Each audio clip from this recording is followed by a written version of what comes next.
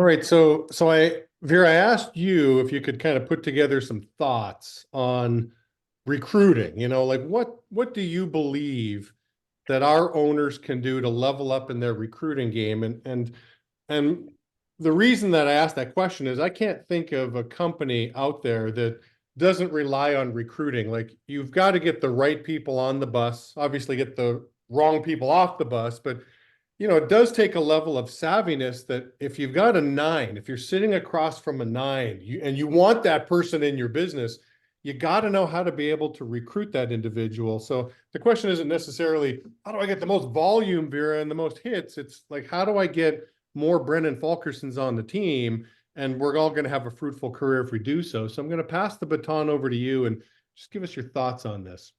Look, I'm going to start. I have 5 points. A lot of this stuff you've already heard. This is not going to be, this incredibly novel content.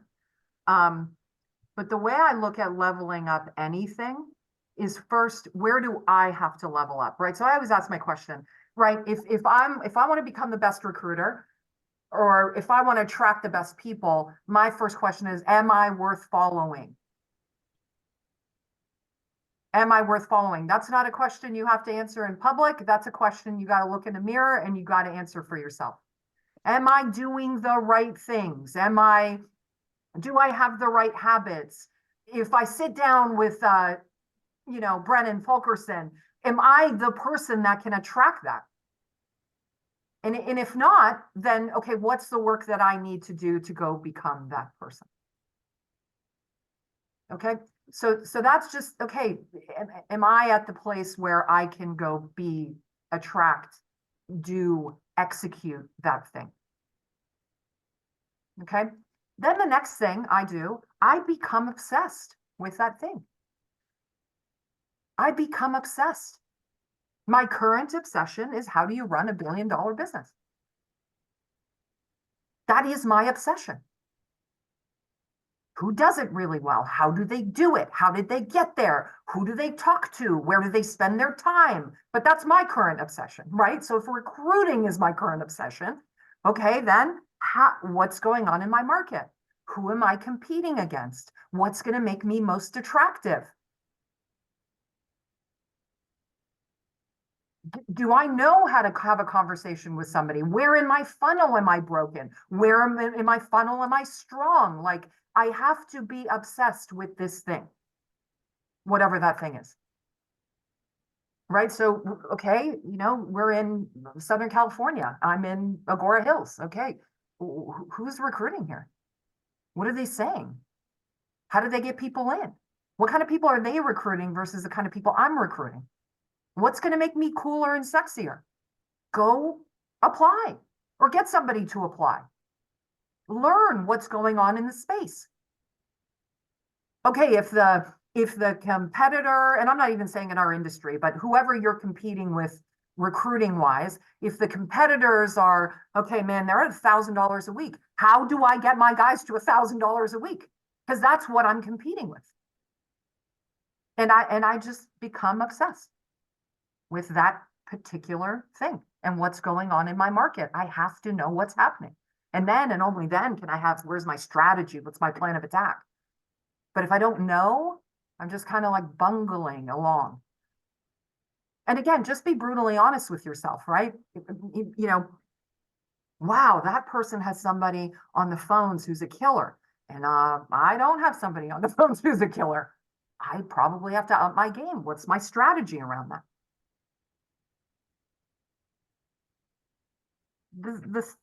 The third thing, what makes me special with recruiting? Why me? Why my business? Why my people? Why my culture? Why would you pick me? We can all do anything. We can do anything. Everybody on this call is capable of doing whatever they put their mind to, as we've seen. I mean, you have the proof is in the pudding. Okay, so why you? Why would somebody pick you? What makes you different? What are they going to get? Can you clearly articulate, hey, working with me, you are going to 1 year from now be better. You're going to be a killer. I'm going to teach you how to talk to 1,000 people and not lose your attitude. I'm going to teach you leadership and you are going to walk away a better person. You got to be clear. What is your differentiation? Why you? Why your thing? Why? The fourth thing for me, okay, and this is tactics when it comes to recruiting. Are your interviews good? Right? Because interviewing is a skill in and of itself. Am I preparing for the interview 14 seconds before the person shows up? Or do I have the resume? Do I have some good questions? Am I listening? Am I deeper listening? In order to get someone like, Brendan Fulkerson, I imagine I got to be listening. He's going to tell me the story maybe about Alabama football, and I'm going to go deeper on some questions about, okay, why is that important to you? But I have to be a great interviewer for two reasons. One, the deeper I listen, the more the person gives me the keys to the kingdom. What are their hot spots? I mean, just like a pitch, right? Just like a pitch. I'm talking to a customer, they're going to tell me their hot spots, and then that's what I'm going to use to close it. But if I'm not listening, I can't close you on anything, right? So I want to get really good at talking to people, and the better the person, I feel like the more important interviewing skills are. And then the fifth thing for recruiting for me would be, are your leaders excellent? Are your leaders excellent? I was talking to an owner earlier today, and we just looked at their at the payroll. We looked at the payroll. We looked for the last 4 weeks. I'm like, send me your payroll. Top person in your office is making $800.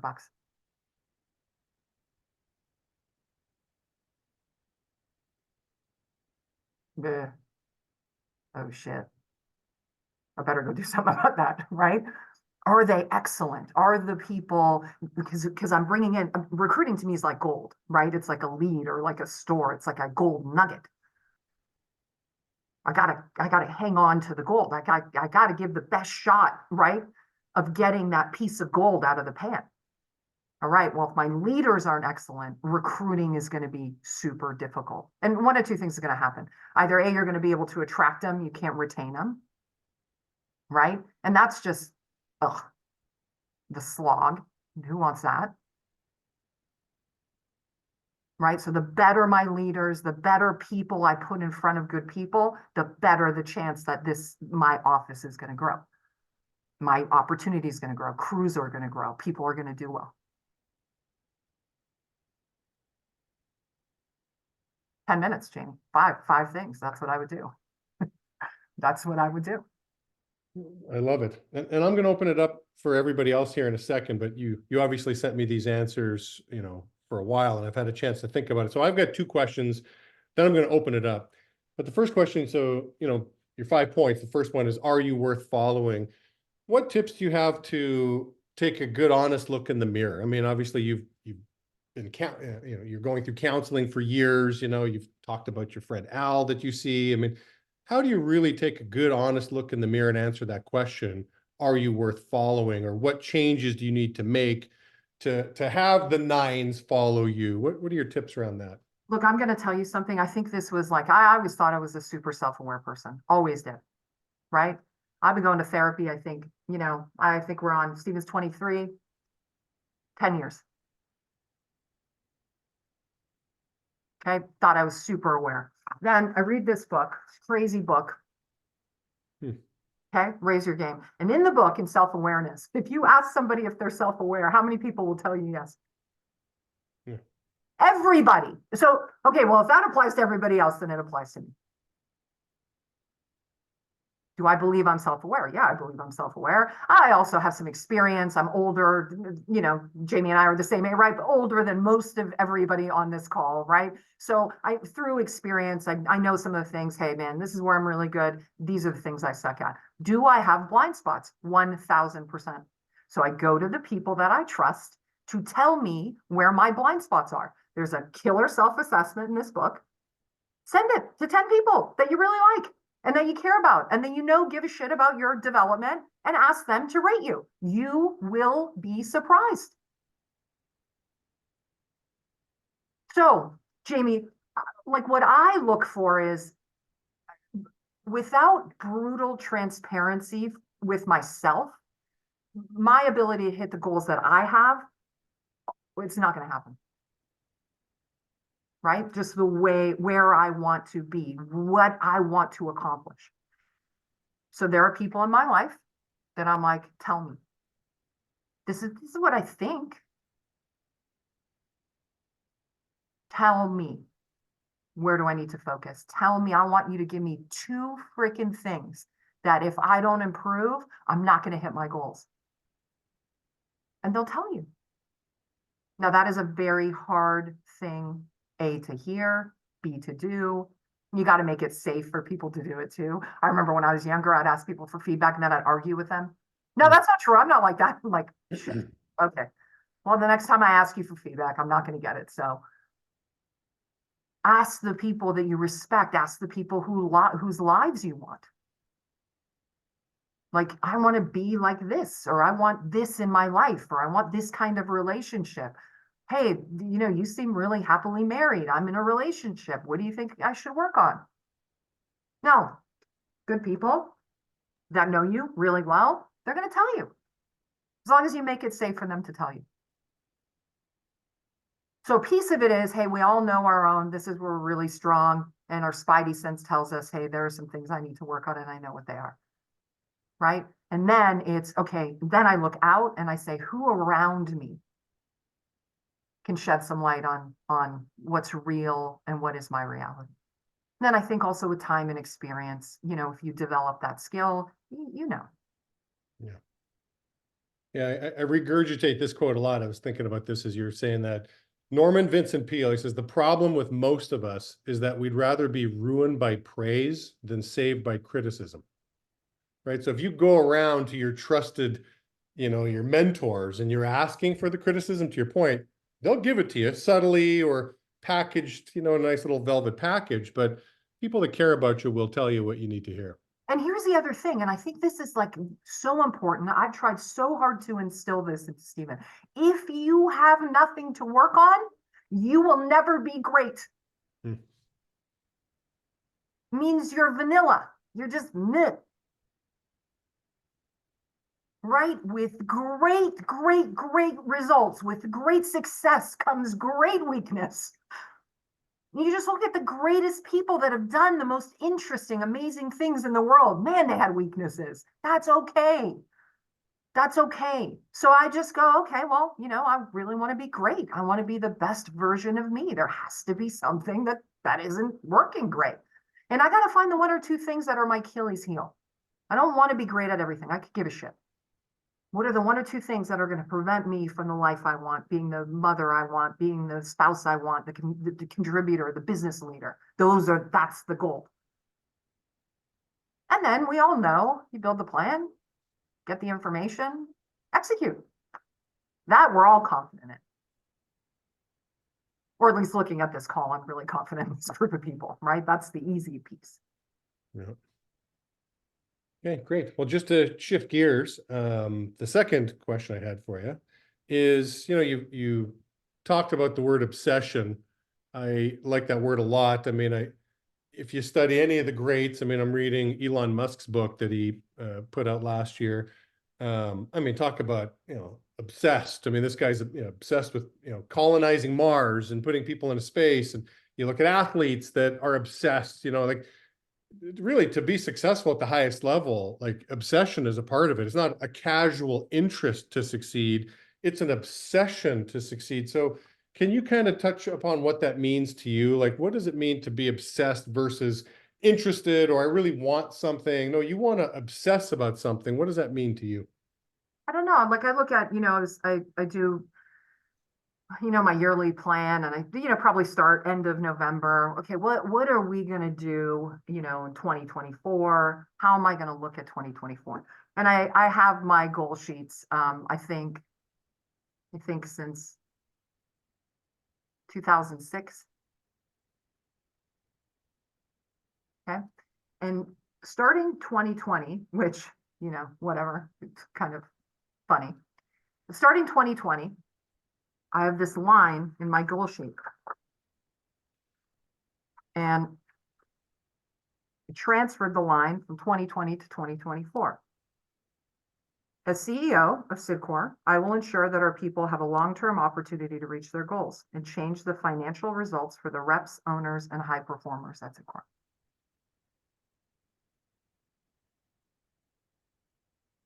That's all I think about. How? How? How do we do it? Sabs is having a big event next week. I like going to that event.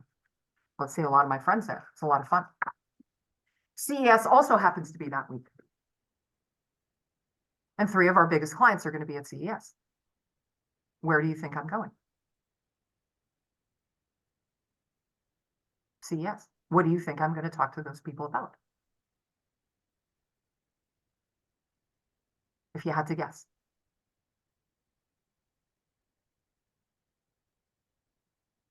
More business. More money.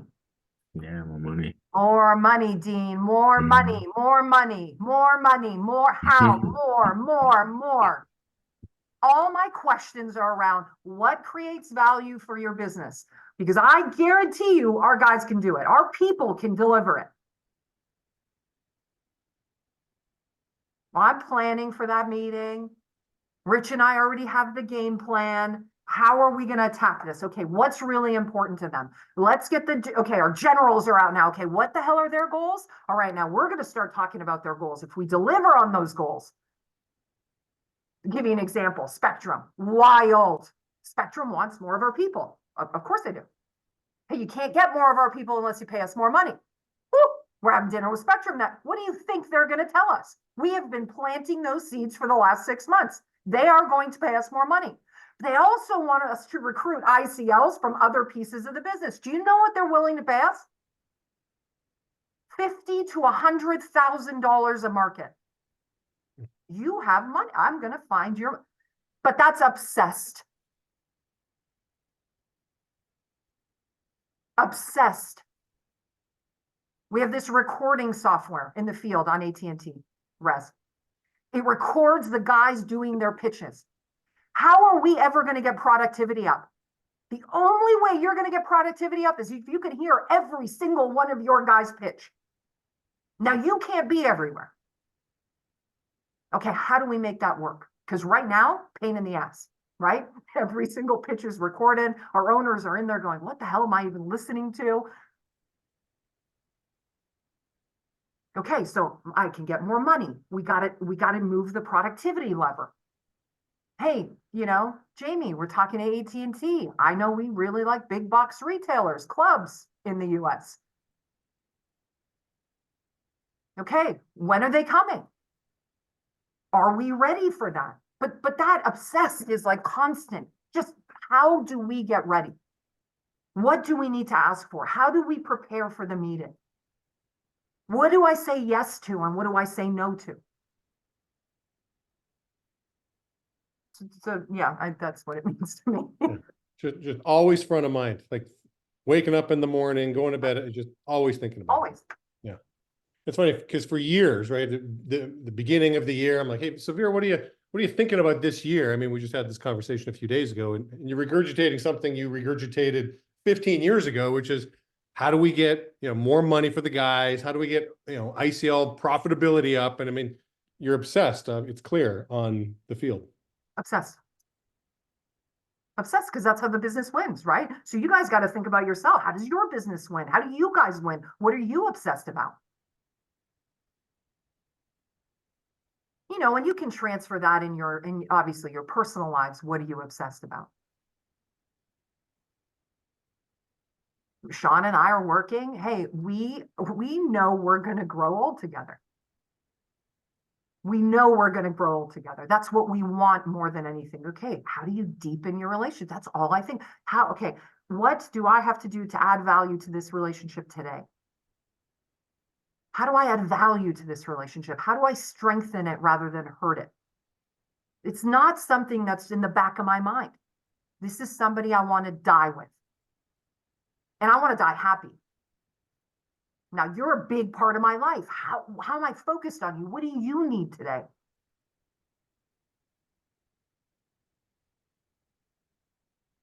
And that is not like a laissez-faire thing. I don't think it is.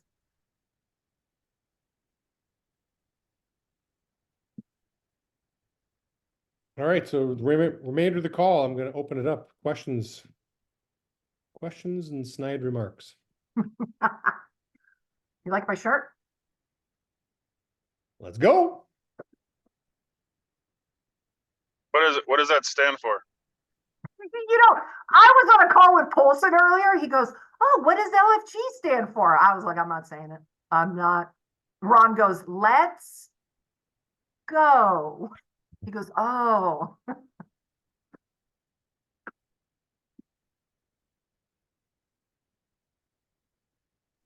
Vera, what are some one or two, tips on training a beast on the phones?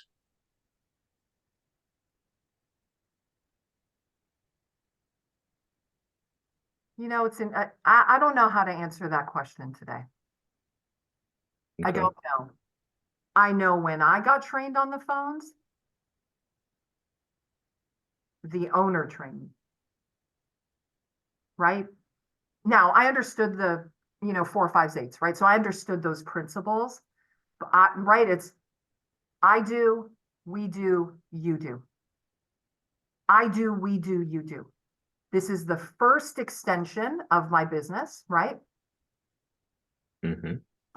This maybe the second thing they see the ad, right? Or if it's, hey, if I'm database recruiting, I'm the very first thing, right? What do you want me to look, feel like to a candidate? So you have to be involved. Now, a lot of our people don't know how to recruit anymore. Second best thing, find a killer on the phone. Find somebody who's amazing. Now, what I would do, again, I do, we do, you do. Do it with them.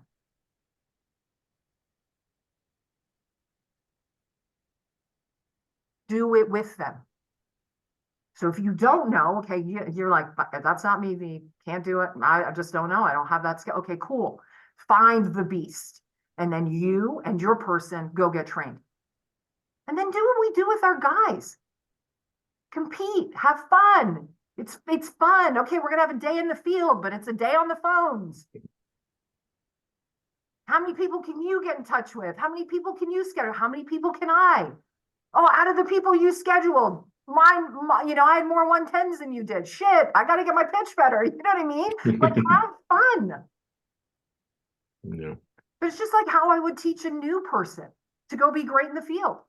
Let's go have a killer day. I'm going to show you. Then you're going to do, okay, then I'm going to watch you do it. And then we're going to tweak it. Let's go back. Let's run it back until you're a beast. And again, if it's not you, there is somebody on the crew that can do it. But what I would do is I would insert myself. Okay, why don't you teach me? If I don't know how to recruit, just teach me. So at least I know what I'm holding people accountable to.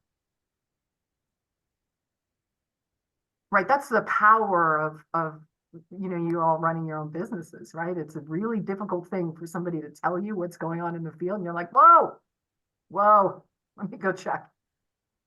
I don't remember it being like that. Right, but that's like anything, talking to somebody here. Oh, the payments are so hard and blah, blah, blah. I'm like, we used to do payments with freaking highlighters. What are you talking about? They're hard. So Lalo and I think it was October. We went to go sit. Okay, let me sit with you. Let me sit with you. Let me go get educated. What's it like making a payment today? And then, I laugh because I remember what it was like to make a payment with a highlighter and a freaking faxed copy of an application. I'm like, this is nothing. Stop complaining. Let's fix these 3 things and go.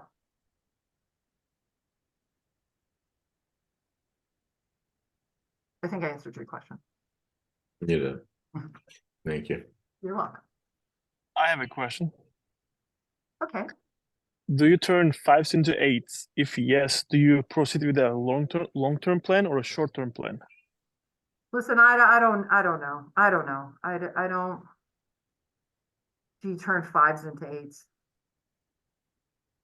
How do you classify a 5? How do you classify a 8? I think those are, I think everybody on this call would answer that differently. Okay, so I don't know how to answer that question. If the person has the right stuff, depending on their experience, depending on how they were raised, depending on the work they were willing to do, I'm going to make a different kind of investment. I'm reading this book. It's a killer book, okay? It's called What Happened to You? And it talks about how people grew up. 40% of the population grew up in a healthy family. 60% doesn't. Okay, so right away, if I encounter the first 40%, right? I don't know, maybe I rate them as a 10. You know what I mean? Okay, I don't have to do a whole lot of work. You came from health. Somebody screwed your head on right. You were loved and you were connected and all those things that, I don't have to fix. Now, some of those things I can never fix. 20% of the population, I just can't. You're broken. I'm sorry. And if you're not willing to do the work, I'm not a psychologist. I can't help you. Right? But if the person has the right stuff and they're willing to do the work, I'm going to invest. You got to have the right stuff. And again, we would all describe the right stuff really differently. And it's what the right stuff is for us today. When I was 25 years old, the right stuff looked different than 50. Right? But we change people's lives. That's what we do. The gift you give everybody is your ability to teach them that they're in control of their attitude, of their goals, now some people never get that. But still, the gift you give them is just the seed that's possible. That's the gift. We don't create victims in our business. Look at what's happening in this country. And the gift, when somebody meets you, is like, man, you control your own destiny. If you buy into this, I'll change your fucking life. And if you buy in, become an owner, if you buy in for a year, or if you buy in and just build a crew, your life is better because you met me. Now, do I think that's a good investment? I don't know. I do. But you don't have integrity. You don't have character. Look, if that's a 5, no, I'm not. We're done. Because I can't risk my opportunity. So I don't know if I answered your question there. You did, yeah.